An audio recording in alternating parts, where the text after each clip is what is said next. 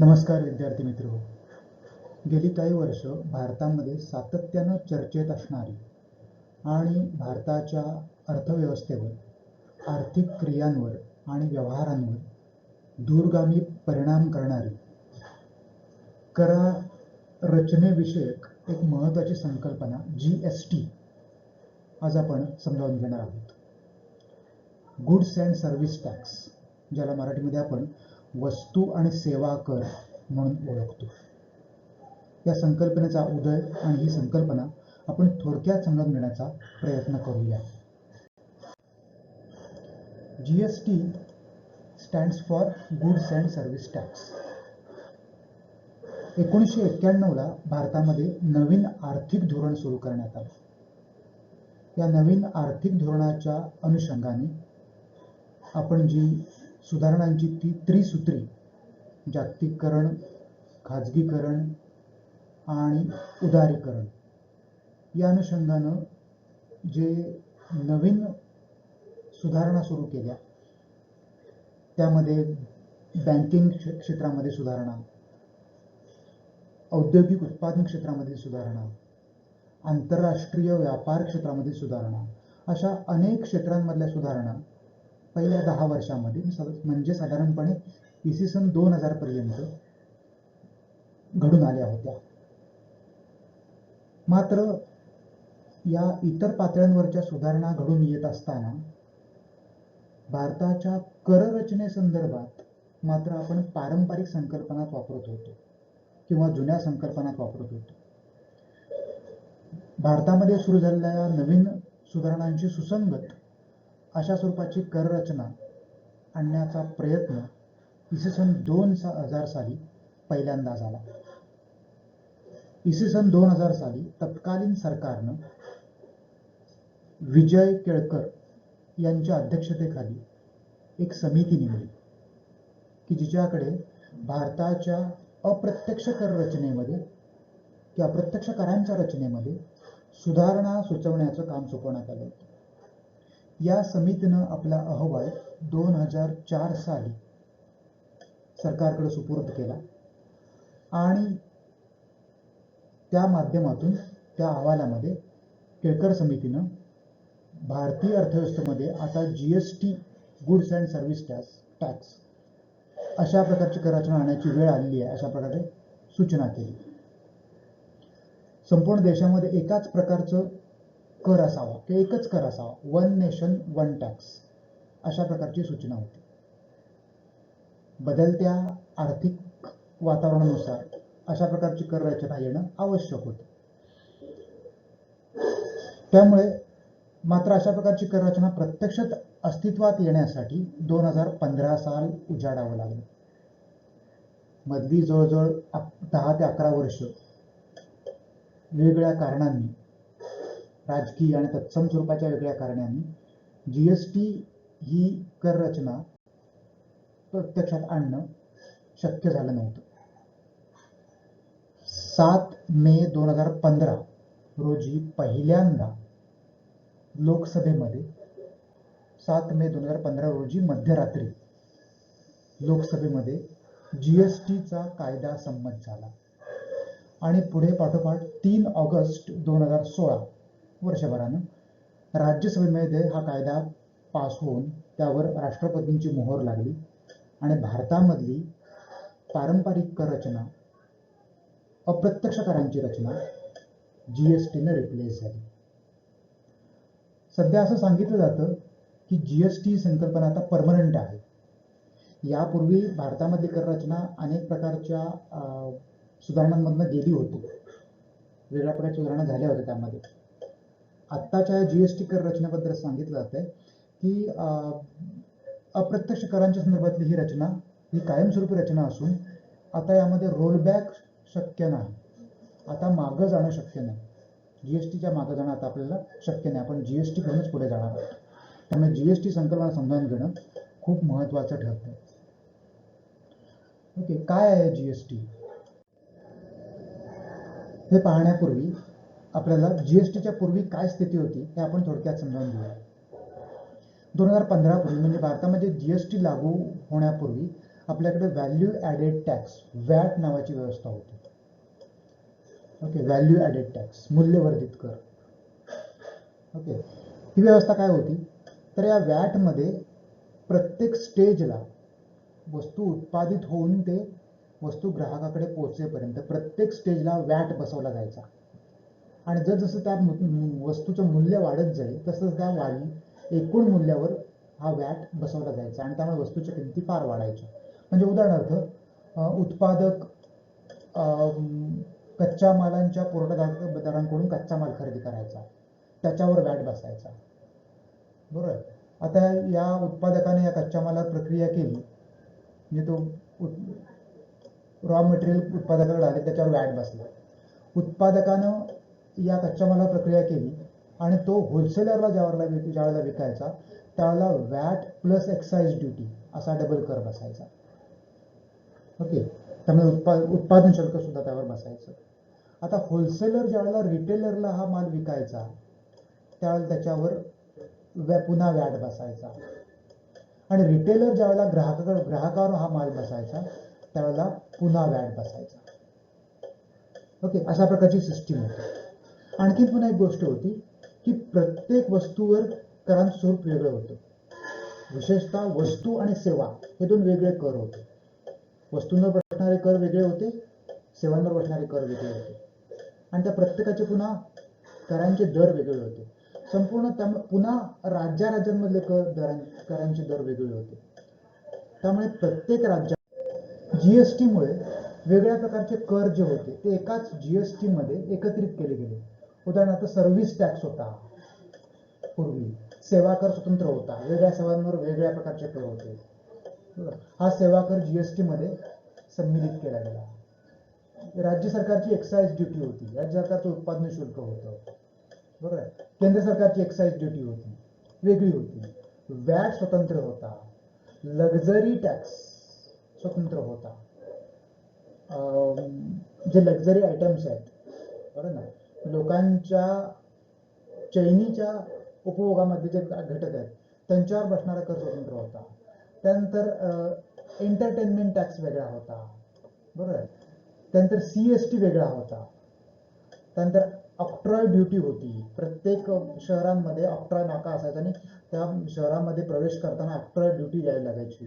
अशा प्रकारचे अनेक कर होते. ते सगळे कर एकत्रितपणे जीएसटी मध्ये मिळवले गेले आणि एकच सुटसुटीत कर आणला गेला, तो म्हणजे GST, goods and service tax. त्यामुळे हे सगळे कर जाऊन, हे पूर्वीचे सगळे कर जाऊन आता जीएसटी हा एकच टॅक्स आणला गेला की जेणेकरून भारताची कररचना एकदम सुटसुटीत झाली, करदात्यांसाठी सुद्धा आणि कर कलेक्ट करण्यासाठी, कर गोळा करण्यासाठी सुद्धा. जीएसटीनं भारताची कररचना सुटसुटीत करण्याचं काम केलं. त्यामुळे आता अप्रत्यक्ष करांसाठी वेगळ्या प्रकारचे कर मोजण्याची गरज नाही, तर आता जीएसटी या एकाच करांमधनं ही कररचना कर लावला जातो, त्या माध्यमातून कर गोळा केला जातो. ही जी जीएसटी आहे, या जीएसटी किंवा गुड्स अँड सर्व्हिस टॅक्स म्हणजे वस्तू आणि सेवा कराचे 3 भाग आहेत, 3 कॉम्पोनंट्स आहेत. एक आहे सेंट्रल जीएसटी, सीजीएसटी, त्यानंतर स्टेट जीएसटी राज्य सरकारचा कर, एसजीएसटी आणि आयजीएसटी इंटरस्टेट जीएसटी आंतरराज्य जीएसटी कर. अशा 3 प्रकारचे कर आहेत. त्यातला सीजीएसटी जो आहे तो केंद्र सरकार गोळा करतं. सगळ्या राज्यांच्या अंतर्भूत भागांमध्ये जे वस्तू आणि सेवांची खरेदी होते, उदाहरणार्थ महाराष्ट्रामधला खरेदीदार आणि महाराष्ट्रामधलाच विक्रेता, तर महाराष्ट्रामधल्या विक्रेत्यानं महाराष्ट्रामधल्या खरेदीदाराला ज्यावेळेला वस्तू विकतो त्यावेळेला त्याच्यावर काही वस्तूंवर सीजीएसटी बसतो, सेंट्रल जीएसटी बसतो. त्यानंतर दुसरा आहे एसजीएसटी. हा सुद्धा राज्याच्या अंतर्गत भागामध्ये वस्तू आणि सेवांच्या देवाणघेवाणीवर हा कर बसतो की जो राज्य सरकार गोळा करतं. त्याच्या गोळा करण्याचे अधिकार राज्य सरकारचे. उदाहरणार्थ मगाचसारखंच महाराष्ट्रामधला विक्रेता आणि महाराष्ट्रामधलाच खरेदीदार यांच्या व्यवहारामध्ये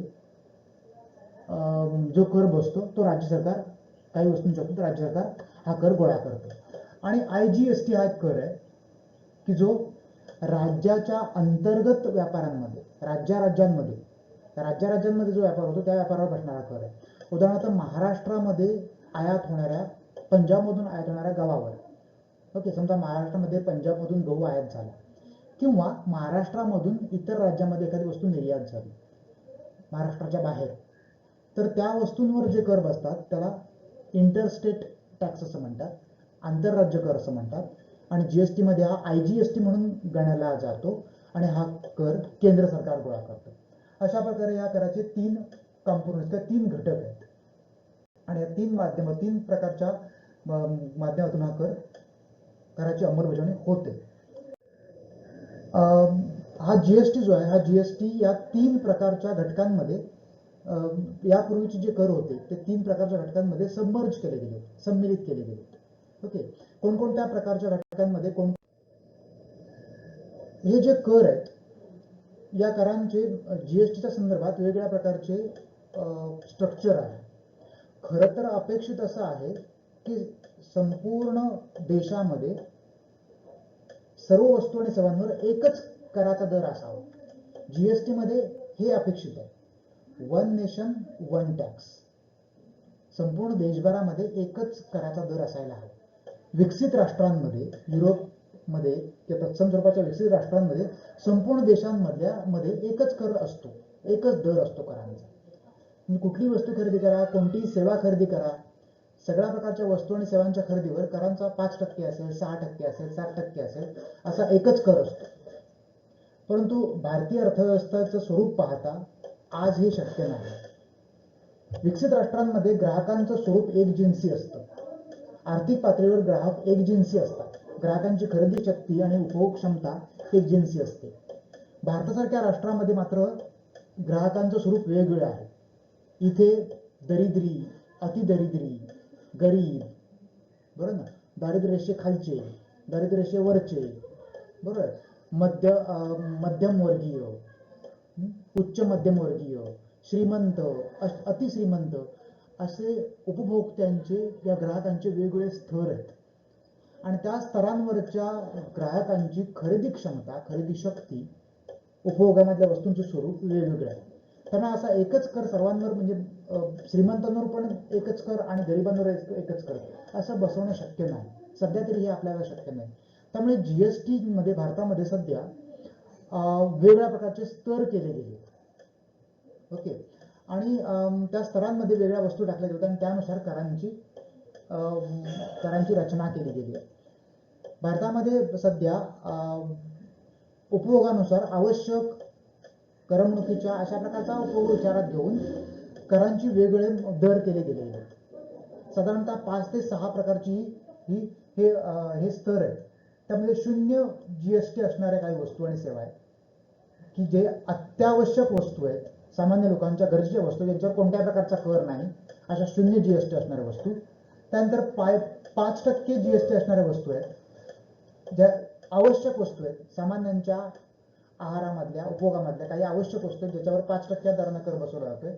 त्यानंतर 12% स्टँडर्ड रेट आहे, 18% स्टँडर्ड रेट आहे. यामध्ये लोकांच्या उपभोगामधल्या एकंदरीत वस्तू आणि सेवांच्या उपभोगाचं स्वरूप अत्यावश्यक आहेत, आवश्यक आहेत, सामान्य आहेत की चैनीचे आहेत, यानुसार त्याचे पुन्हा 12% आणि 18% असे दर केले गेले. त्यानंतर ज्या खूपच चैनीच्या वस्तू आहेत त्या 28%, त्यांच्यावर 28% दराने कर लावला जातोय.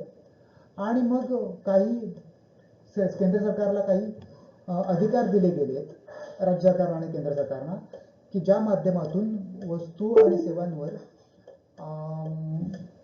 लेवी सरकारी राज्य सरकार बसवू शकतात, आवश्यकता पडल्यास सेस बसवू शकतात. ओके, हा आणखी 6वा स्लॅब आहे. अशा प्रकारे साधारणपणे 5 ते 6 प्रकारचे स्लॅब या जीएसटी मध्ये आणले गेलेले आहेत.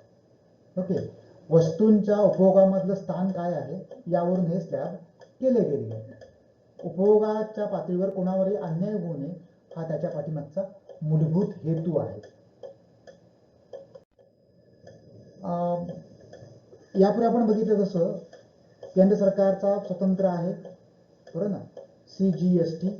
त्यानंतर स्टेट सरकारचा किंवा राज्य सरकार स्वतंत्र जीएसटी आहे, SGST. आणि इंटरस्टेट कर आहे, IGST. या माध्यमातून जे सगळ्या कराची रक्कम गोळा होते त्याचं डिस्ट्रीब्युशन केंद्र सरकार आणि राज्य सरकार यांच्यामध्ये केलं जातं. उदाहरणार्थ जीएसटीच्या माध्यमातून जो कर गोळा होतो इंट्रास्टेट ट्रान्झॅक्शनमध्ये, म्हणजे ज्यावेळेला राज्याच्या अंतर्गत माध्यमातून जो कर गोळा होतो, केंद्र सरकार गोळा करत असलेला कर आणि राज्य सरकार गोळा करत असलेला कर, या दोघांच्या माध्यमातून जो कर गोळा होतो तो कर 50-50% केंद्र सरकार आणि राज्य सरकार असा विभागून दिला जातो. त्या राज्यांमधील सरकारांमध्ये तो विभागून दिला जातो. उदाहरणार्थ महाराष्ट्रामध्ये CGST आणि SGST असे 2 GST कर बसतात. वेगवेगळ्या वस्तूंवर आहेत ते. ओके, म्हणजे एकाच वस्तूवर CGST पण आणि SGST पण असं नाहीये. काही वस्तूंवर CGST आहे, काही वस्तूंवर SGST आहे. आता हे जे कर राज्य सरकार किंवा केंद्र सरकार गोळा करतो, त्या करांची रक्कम जर राज्य सरकारने गोळा केली असेल तर त्यातली 50% रक्कम केंद्र सरकारला येते, आणि जर केंद्र सरकारने गोळा केली असेल तर त्यातली रक्कम 50% रक्कम राज्य सरकारला येते. अशा प्रकारची विभागणी आहे. त्याचबरोबर इंटरस्टेट ट्रान्झॅक्शनमध्ये, आंतरराज्य व्यवहारांमध्ये जे कर बसतात, म्हणजे विक्रेता एका राज्यामधला आणि खरेदीदार दुसऱ्या राज्यांमधला, ओके, त्याच्यावर केंद्र सरकार कर गोळा करतं आणि त्या करापासून मिळणाऱ्या उत्पन्नाची विभागणी मात्र केंद्र सरकार आणि ज्या राज्यानं त्या वस्तू किंवा सेवेची खरेदी केली, त्या ज्या राज्यामध्ये त्या वस्तूची खरेदी झाली आहे त्या राज्याचं राज्य सरकार यांच्यामध्ये 50-50% अशी विभागणी होते. म्हणजे उदाहरणार्थ समजा महाराष्ट्रामधून एखादी वस्तू शेजारच्या गोवा राज्यामध्ये विकली गेली, महाराष्ट्रामधली उत्पन्न झालेली वस्तू गोव्यामध्ये विकली, गोव्याला निर्यात केली असं म्हणूया. आता याच्यामध्ये सेंट्रल गव्हर्नमेंट CGST बसवणार, बरोबर. यामधून जी रक्कम गोळा होईल त्या रकमेचे 50% केंद्र सरकारला जातील आणि उरलेले 50% खरेदीदार राज्याला म्हणजे गोवा राज्याला जातील. ओके, अशा प्रकारे IGSTची विभागणी होते. त्यामुळे GSTच्या माध्यमातून जी रक्कम गोळा होते ती राज्य सरकार आणि केंद्र सरकार यांच्यामध्ये 50-50% निम्मी विभागून दिली जाते.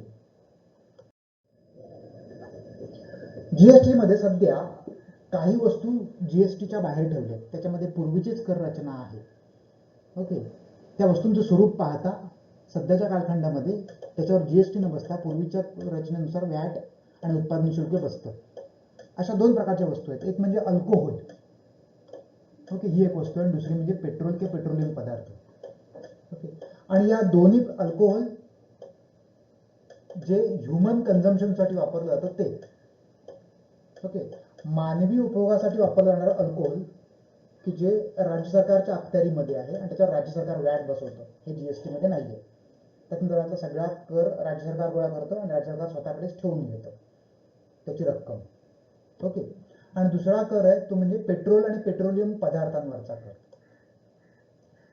क्रूड ऑइल, बरोबर ना, हाय स्पीड डिझेल किंवा स्पिरिट, त्यानंतर natural gas, okay, aviation turbine oil, fuel, विमानांसाठी लागणारं फ्युएल वगैरे, इंधन वगैरे, हे सगळे पदार्थ सुद्धा, ज्याला आपण पेट्रोलियम पदार्थ असं म्हणतो, हे सगळे पदार्थ सुद्धा GST मधून सध्या बाहेर ठेवलेले आहेत. नजीकच्या काळामध्ये GST मध्ये येतील, मात्र त्यासाठी GST मध्ये एक वाक्यता व्हायला हवी. त्याच्यामध्ये GST काउन्सिलमध्ये जोपर्यंत एक वाक्यता होत नाही तोपर्यंत GST मध्ये येणार नाही. ओके, हे सुद्धा सगळे कर राज्य सरकारच्या अखत्यारीमध्येच आहेत. पेट्रोलवरचा कर, डिझेलवरचा कर, इतर पेट्रोलियम पदार्थांवरचा कर, बरोबर, नॅचरल गॅसवरचा कर, हे सगळे कर आजही राज्य सरकारच्या अखत्यारीमध्येच ठेवलेले आहेत आणि राज्य सरकार ते कर गोळा करतं आणि राज्य सरकार स्वतःकडे त्यापासून मिळणारं उत्पन्न ठेवून देतं. हे 2 प्रकारचे कर अद्यापही GST काउन्सिलमध्ये त्याला GST मध्ये घेण्यामध्ये मान्यता मिळालेली नाही, त्यामुळे सध्या GSTच्या बाहेर आहे. आता तुमच्या लक्षात आलं असेल की या सगळ्या संदर्भात निर्णय घेणारी एक महत्वाची बॉडी आहे ज्याला GST काउन्सिल असं म्हणतात. ओके, GST संदर्भातले कायदे करणं, GST संदर्भात कोणत्या वस्तू असाव्यात नसाव्यात हे ठरवणं, GST मधल्या करांचे दर ठरवणे, 0%, 5%, कुठल्या वस्तूला 5% मध्ये ठेवायचं, कुठल्या वस्तूला 10% मध्ये ठेवायचं, 18% मध्ये ठेवायचं, 28% मध्ये ठेवायचं. त्यानंतर GST संदर्भातल्या आणखी इतर स्वरूपाचे कायदे करणं, या संदर्भातले निर्णय घेण्यासाठी एक जीएसटी कौन्सिल बनवली गेली आहे. ओके, आणि ही जीएसटी कौन्सिल या संदर्भातले सगळे निर्णय घेते आणि ते निर्णय देशामधल्या संपूर्ण राज्य सरकारांना बंधनकारक असतात. ओके, ही जीएसटी कौन्सिल मध्ये कोण कोण आहे? जीएसटी कौन्सिल ही गव्हर्निंग बॉडी आहे, आता म्हटलं तसं. ओके, ही गव्हर्निंग बॉडी आहे. संपूर्ण देशभरामधल्या जीएसटीची अंमलबजावणी करणं आणि त्या संदर्भातल्या आवश्यक ते नियमावली बनवणं, कायदे करणं, हे या जीएसटी कौन्सिलचं काम आहे. याचे एकूण 33 सदस्य आहेत, सभासद आहेत. त्या 33 पैकी 2 मेंबर्स हे केंद्र सरकारचे.